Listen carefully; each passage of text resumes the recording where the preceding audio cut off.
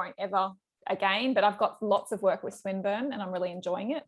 Oh, good. So, yeah. That's excellent, Liz. Yeah, that's so good. Yeah, good on you for making that happen. Yeah, it's really good. So the students are good, really well supported, and I can't say that's the case at SCU. So they're wanting you to do, they're pretty much, they're probably paying you half to deliver in a really intense period.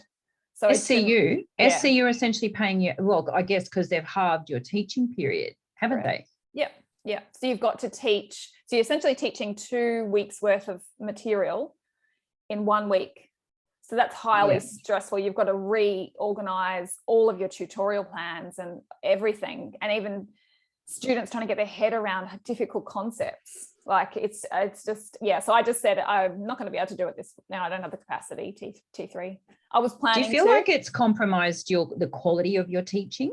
Definitely. Yeah, that's what I think is just the big bummer out of it all, is it? Yeah. And you're just doing bare bones. And it's really, it's not fun at all. Yeah. I've seen the pieces of assessment that my students that I tutor have been given. I'm like, this is ridiculous. This is embarrassing. Yeah, yeah. And I must say, Swinburne, 500-word pieces that are worth like 40%, you know? Really? 2 paragraphs. Yeah, bad. It's bad. That's really bad. Yeah.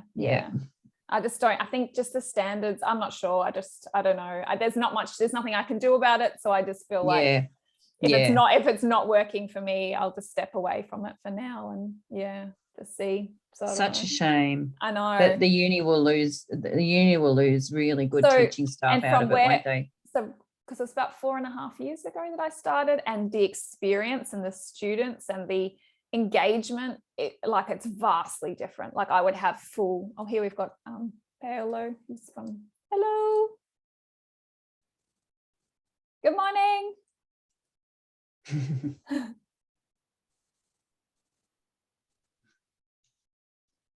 Might just be getting sorted out.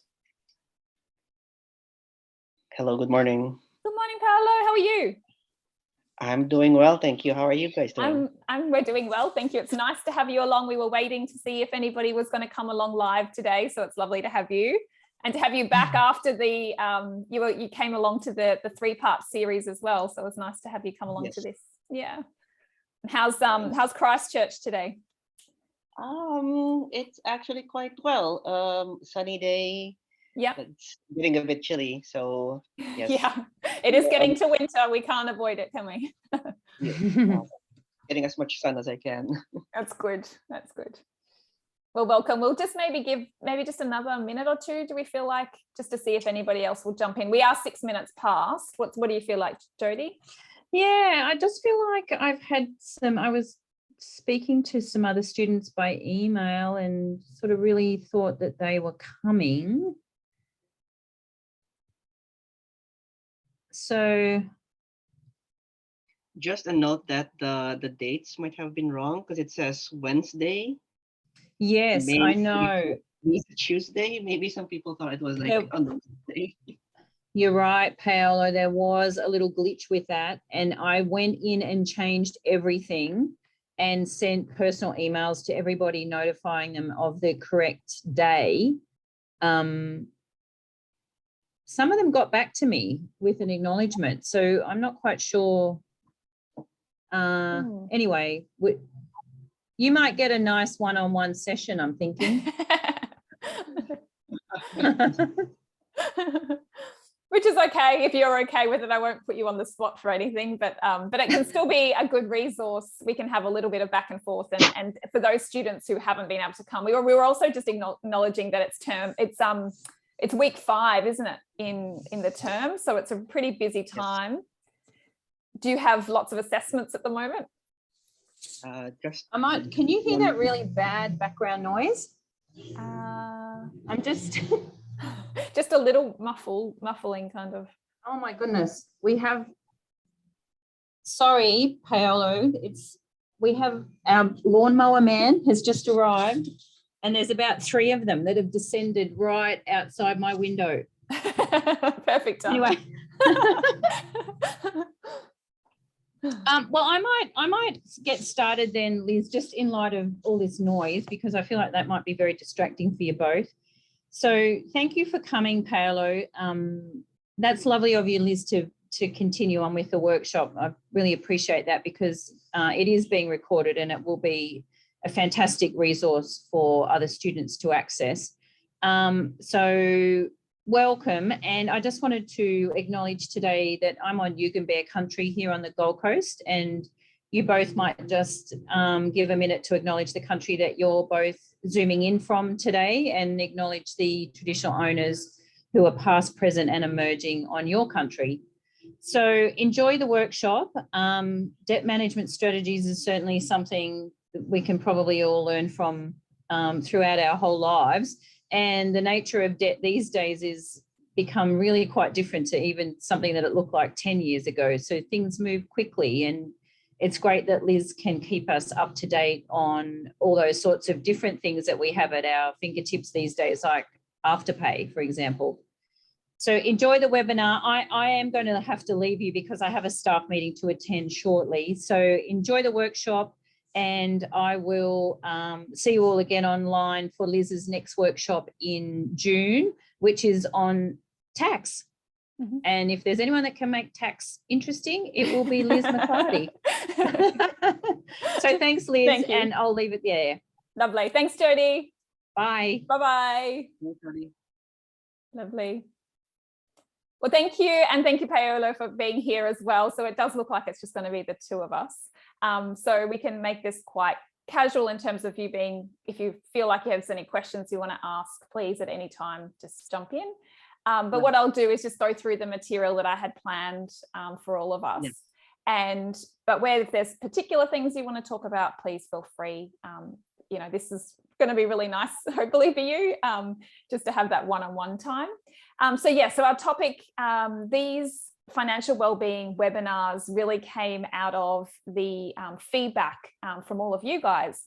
Really, one of the number one priorities was that you wanted some resources around your own personal finances. So the association has partnered with me, and we've been able to put together a whole lot of different resources.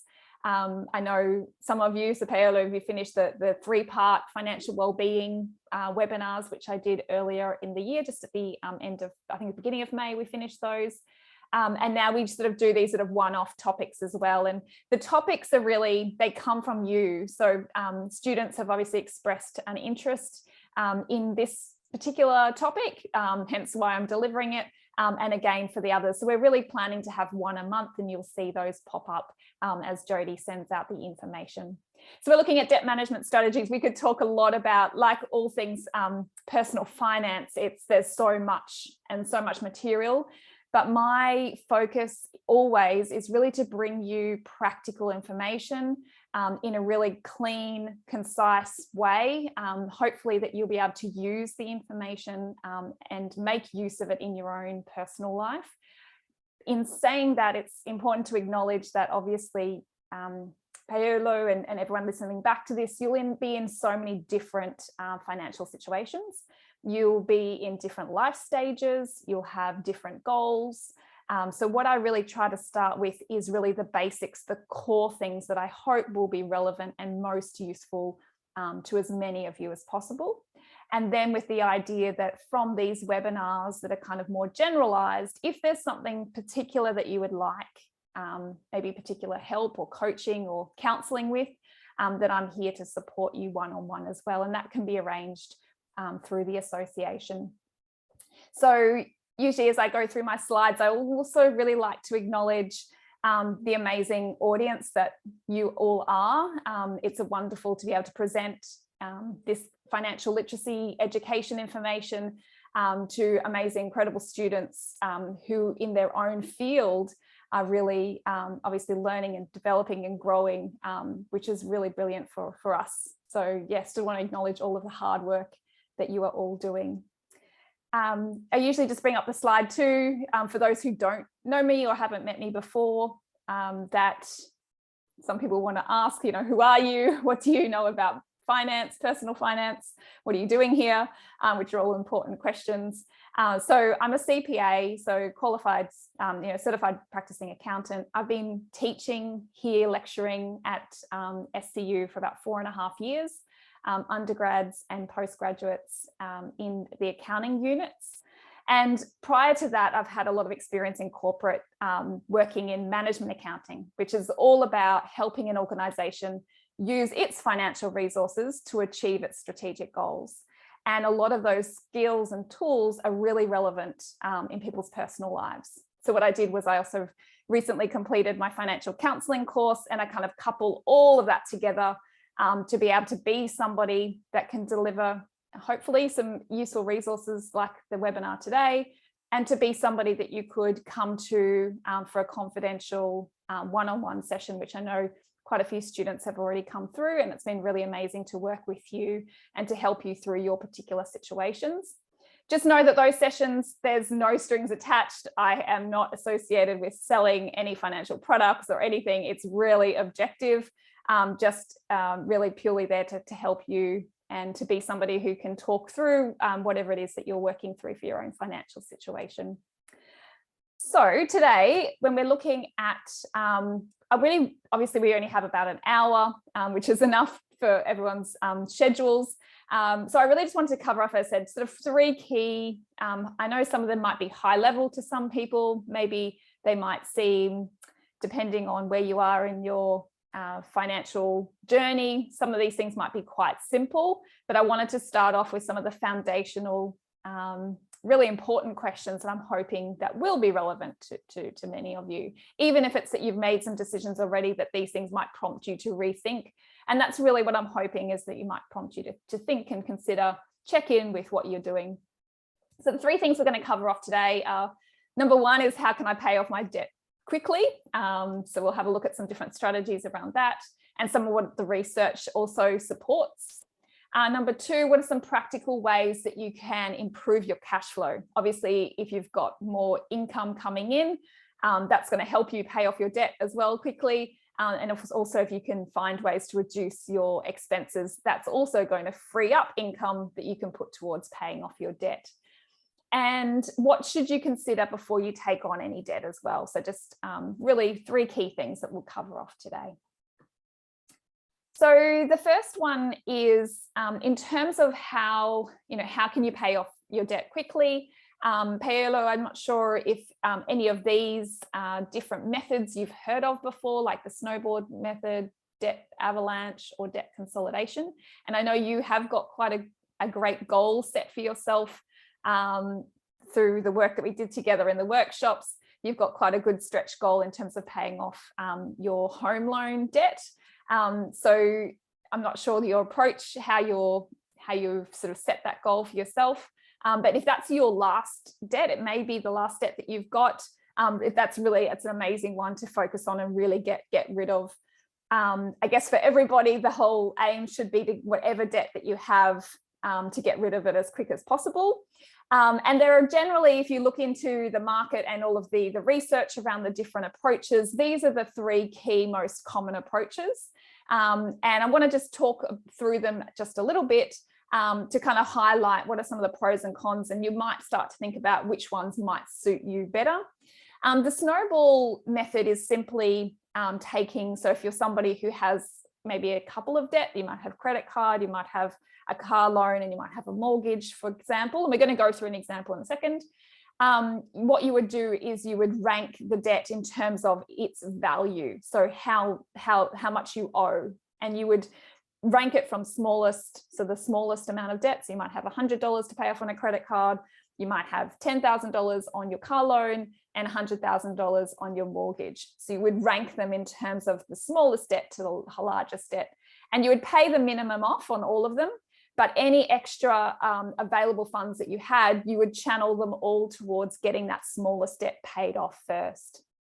Now, what the benefit of this one is that people find that and the research supports this, that obviously managing our money is not just about maths and doing the numbers, but it's also about behavior and psychology.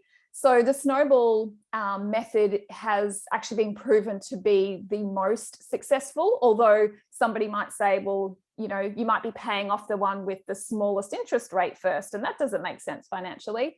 But what they say is it's actually your behavior that is going to affect your ability to pay off that debt. And having the psychological effect of seeing a debt eliminated and, ticked off the to-do list is really powerful. And they say that it's the one that helps people to gain confidence and momentum, and that the majority of people will stay with paying off their debts if they follow that snowball method. So that's one example. Another approach is to do the debt avalanche, which is similar to what so I've just talked about. So instead of just ranking the debts in terms of the value of the debt, this is actually looking at your interest rates. And you're going to rank your debt in terms of, in terms of priorities, which ones you pay off first, in terms of the interest rate. So you would choose the debt with the highest interest rate, you would pay that one off first. So the only challenge that can be if you say one of your largest debts has the highest interest rate, it's going to take you a long time to pay that off and really get that feeling and sense of accomplishment. So that's just one thing to be aware of. And then another strategy is around debt consolidation. So combining all of your debts instead of having lots of different ones, looking at whether you can combine them together into one amount with one interest rate. But again, psychologically, it's going to take you a long time to pay that off. But what you could do is break it down and almost have targets for yourself and divide that total, consolidated debt into smaller chunks to then bring in some of those motivational psychological effects of being able to see that you're actually working your way towards paying that off. So really important to be aware of both the financial aspects of paying off your debts, but then thinking of and reflecting on your own personality, what motivates you, and try. And sometimes for people, it may even be trying one of these methods and seeing if it's, works for you. And if it doesn't, considering a different one. Paolo, did you, I know that you've just got to, I think you're saying that you've got your home loan to pay off. Did you use any of these strategies when you were working through any of your payments in the past, or feel like there's anything there that would suit you? I don't know if it's a good or a bad thing, but I haven't heard of any of these methods. But it looks like actually I've been using three of them at some point. Okay. So for example, like debt consolidation, we had like a lot of small debts before, and we just consolidate all of them into like two banks. Okay. And then we also did there was a time we did the snowball method. Yes. So essentially we were doing the debt avalanche first, so trying to pay off our mortgage as soon as possible. But then we had in the last few months we had like a windfall, so we decided on like doing A first, which is paying off our credit, which I think we've just done just yesterday. Oh, amazing. So now, well done. So now we're just back with B, the debt avalanche, which is like paying off our mortgage. Perfect. So I might have used all of them. Yeah, that's perfectly okay. I think what's great is, although you weren't aware of them in terms of their terms, that you were actually doing them, and that's the key thing anyway. And I don't think that there necessarily has to be, you have to do one and then stick to it and don't do anything else. Definitely, making time to kind of think through and go through stages and know that things will evolve. And like you said, things will change. You might get a windfall or something might change. And as long as you give yourself that space and opportunity to kind of review it and think, okay, how do we want to attack this now? Do we think that, is the snowball, we use that effectively to get rid of the credit card, so that's really good, but let's now switch. We'll want to make sure that we're, being and most effective as we can with the debt avalanche and pay off, the mortgage with the highest rate. So I think that's perfect that you've had real life experience of all three. And I'd certainly recommend to others to just at least try. You probably have maybe experienced one already as well, but to sort of have a go at one, give it a good go, and think through why it is that you've chosen that one, as opposed to just, sometimes people will say, oh, you've got to try this. We get most of our financial advice from our friends or family who might, have different personalities, different financial situations, which we don't fully know. So as long as you're giving yourself the opportunity to reflect and make a conscious decision about why you're doing something. So hopefully that's helpful. It gives you some, food for thought to think about the different pros and cons to those different approaches. To kind of give a little bit of I was just doing a little bit of an example, trying to make some of this interactive as well. But I kind of put a little example together here and just said, which method would you use to pay off your debts as quickly as possible? Obviously, there's no one correct answer. That was my intention with the question, and I was hoping students might be prompted to kind of think about themselves. But if you imagine that you had the following debts, so you had a car loan, a medical bill, a credit card, and a home loan, what's missing here is the interest rates. So we can't see what those are, but we can see what the minimum payments are and what the value of the loans are. And I was really just hoping that, just wanting students to kind of think, okay, how would I attack these? What do I think would be the best approach? Paolo, what would you do now, having had the experience of all three? Where would you start? I would definitely start with some sort of like debt consolidation. Yeah. Because I think at least for me, our car loans and like our credit cards, we could all do it in the same bank. Yes. Yeah. And then it's as opposed to having all of these different, particularly for people who have a number of credit cards or a number of things, having so many is hard to keep track of. Exactly, so you really found the benefit of consolidating them all and grouping them. So you actually had two groups consolidated. Is that right? Yeah, that's right. So great. All our insurances and all our credit cards, so we consolidated them into like two big chunks. Perfect. And that's then we decided, we'll pay the credit card debt first, for example. Yeah. Perfect. Yeah, no, that's really great. So that would be absolutely a great place to start, is kind of, because you've got quite a few there. You might feel like it would be easier to manage them by consolidating them first, and then seeing how much you were able to eliminate, maybe combining two of the smaller ones. You get to a point where, okay, we've paid off the car loan and the credit card, so then you might take a different strategy with your medical bill and your home loan. You might do this debt snowball, get rid of the medical bill, and then all you've got left is your home loan. Yeah, that's it. Yeah, beautiful. Okay, cool. So just some high level strategies really for people to think about, and maybe just listing out. Always a good place to start is if you do have debts. Always, like with the financial wellbeing workshops that I did as well, having a central place, a worksheet that you can keep track of things. So having that, your debt management as part of that. So adding on a new tab, listing out what all your debts are, what the interest rates are, having that information, being informed, so that when you are doing a debt consolidation or you're looking at refinancing your home loan, you've also got access to that information. So always, as in management accounting, if we're running a business, if you're running your personal finances, you need to be on top of having that information to make well-informed, good quality decisions. So that always helps a lot. So our next question is, just looking at some of the practical ways you can to improve cash flow. And this is actually, some of this information is pulled from one of the slides in the financial wellbeing webinars, when we looked at cash flow and how we're going to achieve some of our financial goals.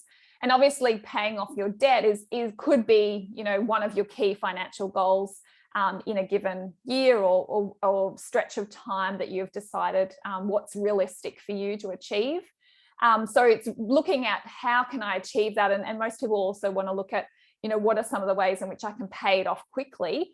So the first thing is to obviously utilize one of those strategies. So considering which one, sticking to it for a period of time as well. So if you're consolidating, or if you're going to pay off the smallest debt amount first, whatever it is, that you then would want to think about, okay, what are some of the ways in which I can actually channel more of my financial resources to my debts?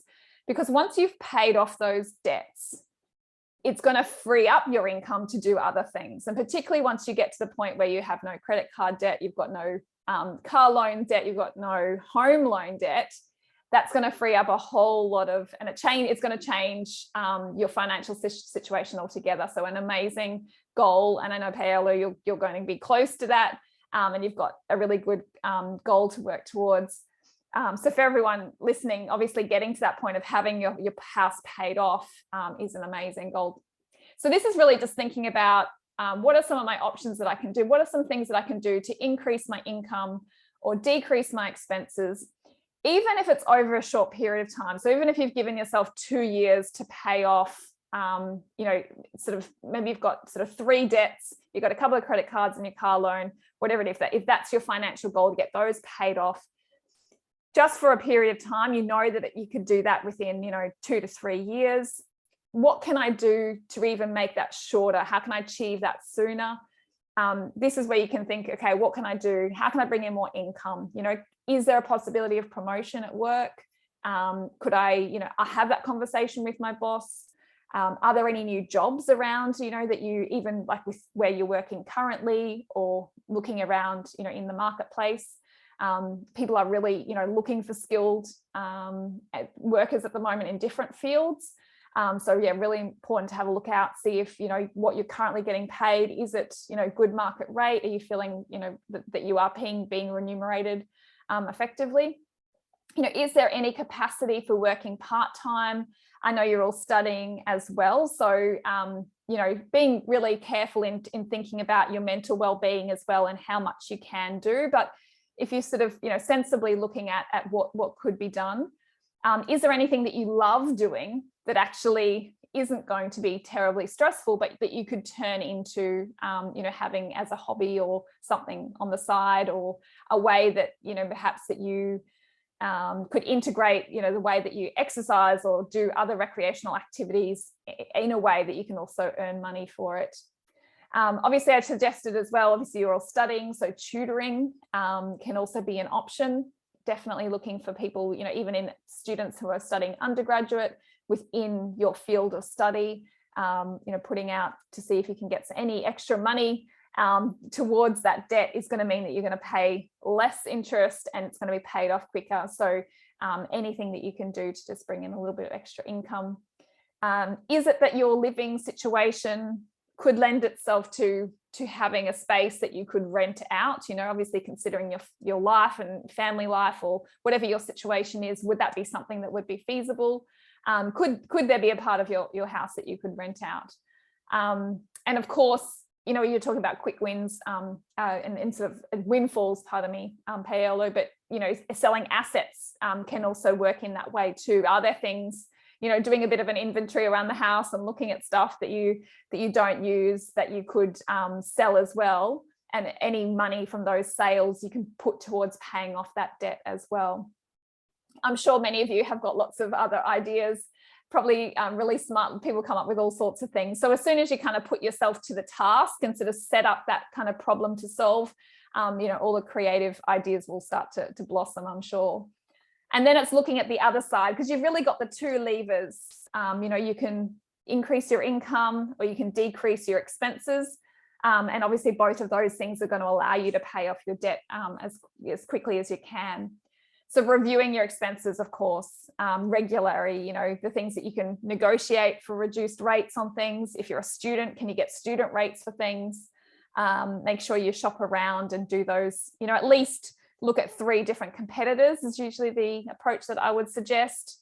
Don't use your, unless it's a government funded comparison site, don't use your comparison sites, because they're all funded and they're all manipulated at the back end. So go to the government sites to make sure you're doing your comparisons, and also just pull out competitors that you feel like are good businesses, and yeah, shop around, phone up, see if you can get a cheaper rate for your insurances, electricity, internet, all of those kind of things.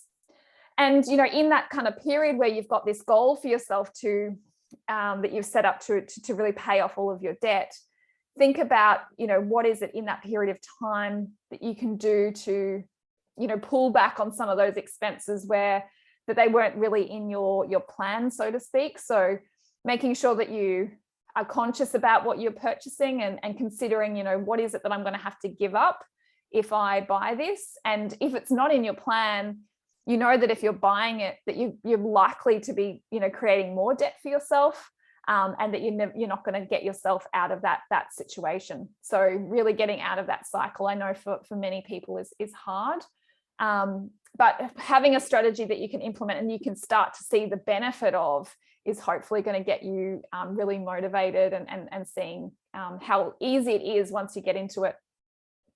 But of course, I know it's what is also helpful is making sure that you've got people around you that are supportive, and that you can obviously share whatever the goal is that you have around your debt. If it's a partner that you're both working towards achieving that together is amazing. If you're on, the same track to you can really support each other, and also help each other when there are times when it feels hard, which it will be. But if you know that you can sort of see the finish line, that you can keep each other motivated as well. So yeah, just really looking at ways, making sure that you look for things to reduce those expenses. So this was just a little bit of a snapshot of in the financial wellbeing webinars, the worksheet that we looked at. We had a cash flow management tool there, which certainly will help you. And again, it's about making sure you're on top of your income and expenses and looking, okay, what if I update and I get a reduced rate here? You can actually see the benefit, the dollar benefit of that. And also if it gets channeled towards paying off debt, how much quicker you're going to pay it off. So I'd really encourage people to use a cash flow management system on a regular basis. So I was just going to ask and prompt everyone to sort of see how many people did use one. Paola, I know that you were mentioning you did have a bit of I think it was your partner or wife was quite good at keeping on top of the finances. Yes, she does. And we also use the Westpac app. There's an app where it shows you like where your expenses are, and where your savings go. So like you can like tag and categorize all your expenses, so you can see at the middle of the month or end of the month where your expenses are, and you can like adjust accordingly. Brilliant. That's really great. So yeah, and there's lots of different banking apps and other apps as well that are helpful. So again, yes, looking at what works for you and gives you that make sure that it's giving you accurate information that's helping inform your decisions. So I could imagine with that, you might check the app and see that maybe in a particular category, you had maybe overspent. So it might inform you to say, oh, we've eaten a lot out this month. So maybe we will just have some home dinners until next month or whatever it is. So having something that can give you that information like a dashboard, that's what drives business decisions too. So that's exactly what businesses do to keep, profitable and viable. So having things like that, tools are really important for personal finances. And if we're looking at doing a cash flow plan and looking ahead, how many months, like I've got a little bit of a snapshot here, but how many months do you think would be a good amount to kind of plan ahead for? What would be a good time frame, do you think? How far ahead do you think you would plan in terms of cash flow management, Paolo? For us, it's usually until the end of the year. Yeah, perfect. So would you do for 12 months at a time, or you kind of do 12 months like a calendar year and then start afresh the next calendar year? Yeah, we do it in March. Yeah. And then we wait until it's near March until we update it again. Okay. And in New Zealand, and your tax years, are they the same as ours, or is it March? Is that why you're doing it? It's March. Yeah, it's in March. Yeah, I thought so. So that's probably why you're doing that. And that's probably not a bad thing too, is adjusting it to the financial year for which, wherever you are. So if you're in the UK, that's January to December. If you're New Zealand, if you're South Africa, I know that that's also March is the end of their financial year. But here in Australia, it's June to July. So you're going to go July to June is your financial year. So you could do your cash flow management planning that way as well, because you are going to take into account the tax. If you've got tax to pay as well, you need to make sure you account for that. Yeah, perfect. And that's a really important one to keep an eye on to make sure that you don't build up a tax debt as well. So just a kind of a side thing as well. Perfect. Okay, lovely. So that's a little bit about the cash flow stuff. Our third kind of question is, what are some of the things, this is kind of being thinking ahead before you take on debt, or you might take on more debt, or perhaps you pay off your debt and then you're in a situation where you're considering taking on more, maybe for all sorts of reasons. So I've done counselling with lots of different students in different situations. So some who are wanting to buy cars, some who are wanting to do investment properties, some have their own homes. So all sorts of different scenarios. But it's really important to kind of prompt yourself to think through some of these items before you take on debt. And we'll do a little bit of a question on the next slide too, which talks about your debt to income ratio, which is in the news again today. So for you just to be aware of what that is, what does it mean, and why it's important for a lender as well. So you can get an idea of, you know, what debt to income ratio you're comfortable with, as opposed to just accepting what banks are comfortable with. So I want you to really think about what that means for you, and, you know, what you're comfortable and what your, you know, your particular appetite for debt is as well. So obviously when we're thinking through something that we want to buy that we don't have the money for, really important to think about, you know, do I need it, or is it that I just want it? So here we could be thinking about all sorts of different decisions, you know, if it's holidays, if it's clothing, some of those things I would really encourage people to save up the money for. Where possible, I think a general principle is if you can save up to buy something and not have debt, that's going to be the best case scenario. But obviously for larger things like houses and investment properties, they're kind of a different beast. But if you're thinking about cars and clothing and tech equipment, whatever it is, certainly, you know, saving up to purchase those, particularly if, you know, could you buy it secondhand is one of my questions here too. So it's not just about the thing, but, you know, instead of buying something for $1,000, could you buy it for $500, and the quality is the same, and it would still, you know, you'd still get the same value out of it. And then would that mean that you could actually save up to buy that thing as opposed to taking on debt? So yeah, really important. So can you save up to buy it instead of, you know, taking on the debt? How long would that take you? Making sure that you're informed about what's the real cost of this item. So if you are going to buy it with a credit card, or you're going to seek out a loan, to make sure that you know that you're not just buying $1,000 bag, but by the time that you've, you know, had to pay it off over how many years and all of the interest associated with it, that could end up meaning that that bag is actually $5,000. So being really clear and upfront about what is the total cost of this item if I'm going to buy it with debt. And that's the same with a home. So if you're going out and you're going to buy a home and you're looking at what, you know, how much you're going to put down, how much deposit you have, then how much you're going to borrow, how long that's going to likely to take you to pay off. All your home loan calculators will also tell you what's the total amount in terms of interest that you'll pay off over that time, plus the capital, the value of the loan that you took out. And you'll see that that home isn't actually worth 800,000. It's probably 1.5 million is what you would have paid off. So just making sure, again, you're really informed about what is the total cost of this item when I purchase it.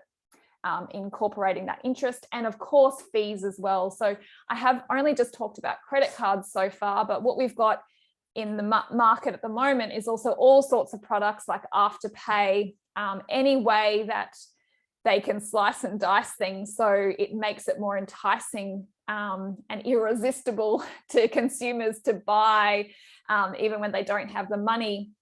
It's terrible, you know. It's outside of the banking code of conduct as well. They don't do all the same checks as, you know, credit cards. So I would recommend avoiding those products. Although I've had people say that they work very well for them, you know, cash flow management wise, and that they pay it all off and they never get charged anything. Again, it's everyone's individual personal situations to make their own decisions, but be really informed about what are the fees, what am I going to be charged, and make sure you're very clear about all of those details. You read the terms and conditions, because products are going to continue to become more and more complicated. Even when you look at home loans, the different fees and charges for different things, you know, I'm sure many of you have experienced it, even looking at insurance policies, superannuation accounts. It's just like, oh my goodness.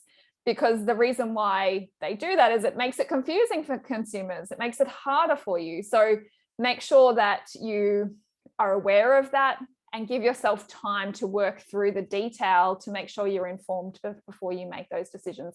And you make meaningful comparisons between, you know, if it is that you, of course, you know, you'll need to borrow money for a home, and you're making that decision and looking at your different home loans and rates, make sure that you're making, really comparable decisions. And often a really simple way to do that is actually to put through a scenario.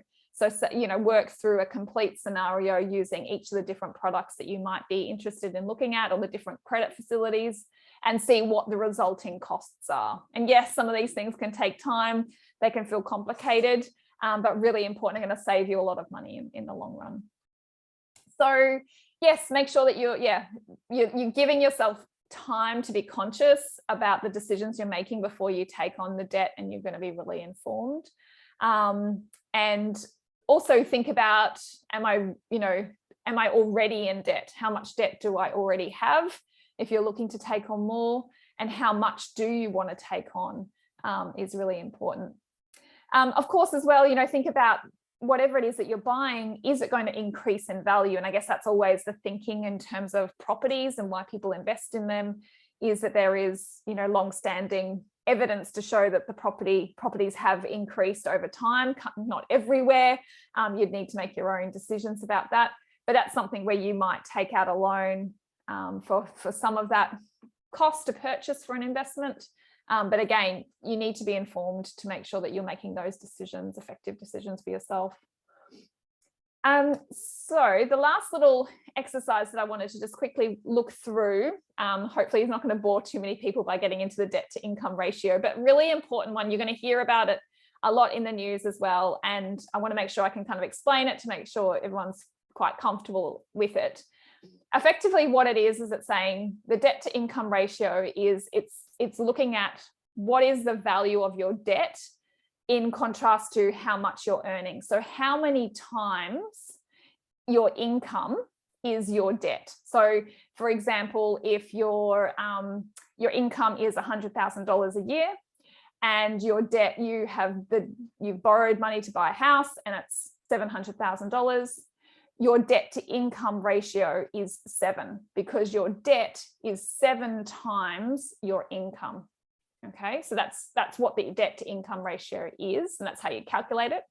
We'll do a bit of a quick exercise here, and then you'll probably say then, okay, who cares? What does it mean? What does 6 mean? What does 2 mean? What does 10 mean? And then it's working out, and I'll give you some little pointers around what is a high debt to income ratio and what's a low one, and what the banks have just said in the news today that they're looking at. So the banks will look at this when they're looking at how much that they would lend you. And banks are looking at no more than a 7.5 debt to income ratio. So your debt can't be any more than 7.5 times your income. And that's what they're looking at. But you'll find that there's a fair bit of research that shows that, a 6 is quite high. So having debt that's 6 times your income is already quite high. And it's really for you to think about not just what the bank is going to lend you, but what is that going to mean for your life? How long is it going to take you to pay it off? What's the stress associated with that? What are some of your other options? So really important just to hopefully get you thinking about it. So just in this little case example here, I've just got, so imagine you're in a couple, you have a home loan of $400,000, you've got a personal loan of $14,000, and you've got a credit card of $4,000. So you and your partner together, so you earn $80,000 each, so $160,000 in total. So the way that we work out that debt to income ratio, so it's not just about your home loan, and obviously the banks, when they're not just looking at the home loan, they're looking at what other debt you have as well. So you take all of the debt, or all of what you owe, and you add all of those bits up together. So the 400,000, 14,000, and then the 4,000 comes to 418,000. So that's the total amount of what you owe. And then you would say for that household with a couple situation, their gross income is $160,000.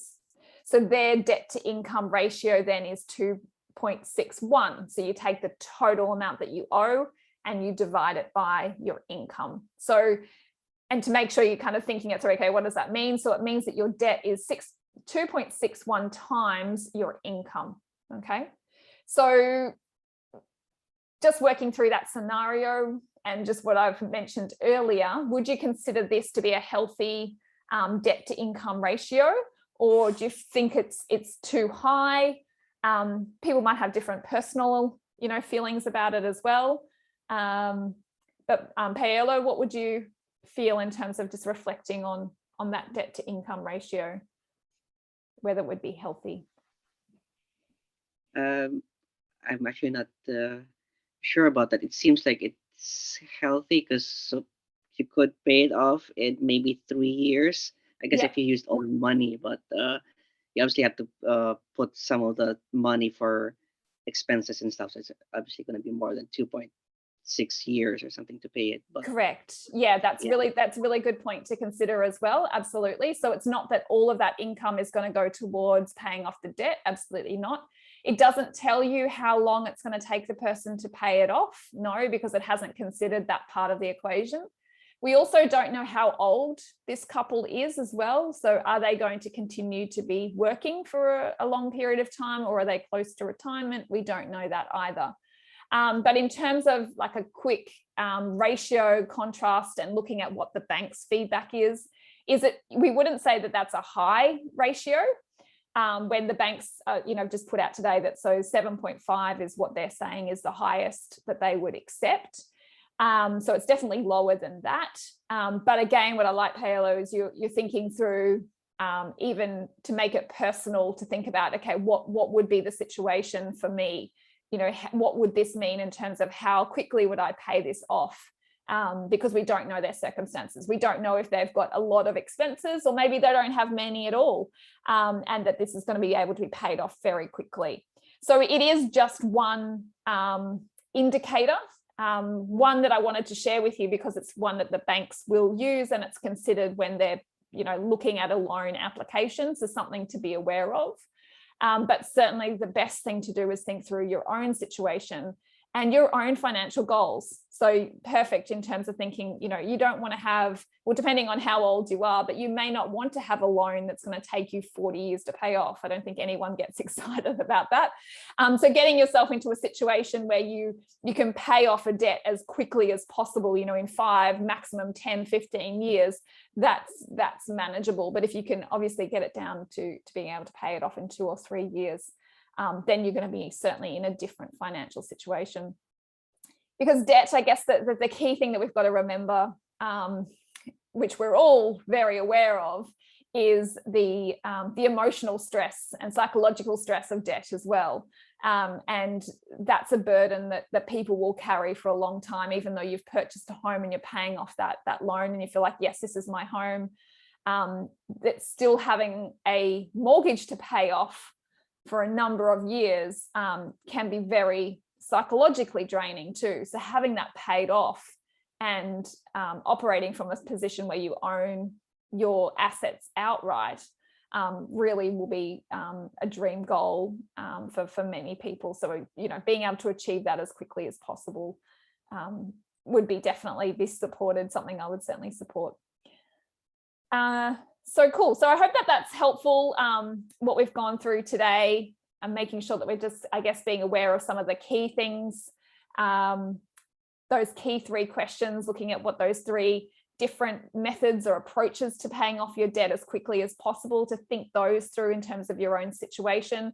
So have a go at ranking them in terms of, the value, the dollar value of the loans, the interest rates, looking at the consolidation, and choosing, being informed and aware of which one you think will work for you.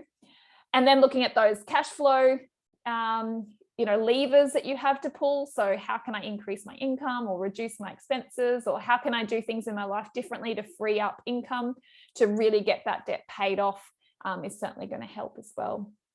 And then being aware of that debt to income ratio when you're looking at maybe taking on debt, if that's the situation that you're in, and being really informed and aware of what is that going to mean. Don't just take, what the bank or a lender, if they'll lend you this amount of money, that doesn't mean that that's the right amount of money for you to borrow. So think it through in terms of your own situation, plan it out, look at what does that mean for a cash flow situation. Is that going to be manageable? So yeah, really important obviously my key message is always to be as informed as possible and keep yourself, you know, on top of your finances. If it's with, you know, having an app, which Paola you've shared, you know, using those apps or an Excel spreadsheet, whatever it is that works for you, yeah, keep up on those as well.